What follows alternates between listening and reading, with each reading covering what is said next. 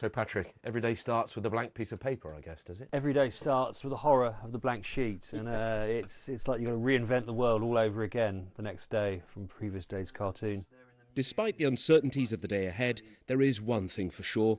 The Daily Telegraph will attempt to capture the Brexit withdrawal vote in a single image, a cartoon drawn by Patrick Blower. So what do you do first? How do you start? I write 2 columns. I have what I call the heavy news, which is what the cartoon will be about, and clearly, this is that day where there is only one subject.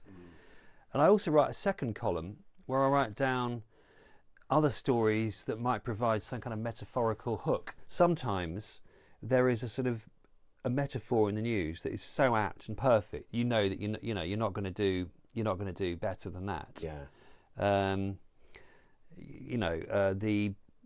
And that normally it's thrown up by a generally a lighter story where you think that just works perfect analogy. Yes. And so I will go with that one. There's this Arctic front coming, which obviously weather is always a good standby, added to the fact that Michael Gove has come out and said winter is coming, ripped it off from Game of Thrones.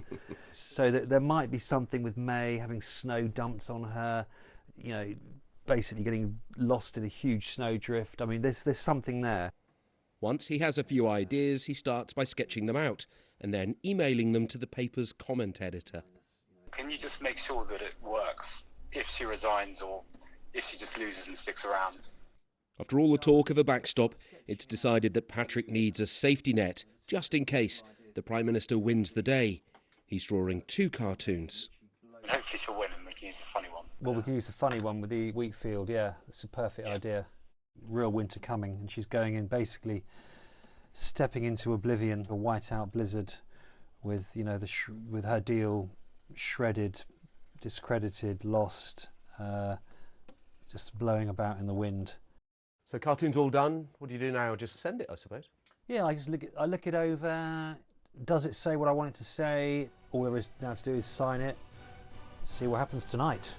So, the idea of an embattled Theresa May facing a frozen future goes to the presses. John Maguire, BBC News, London.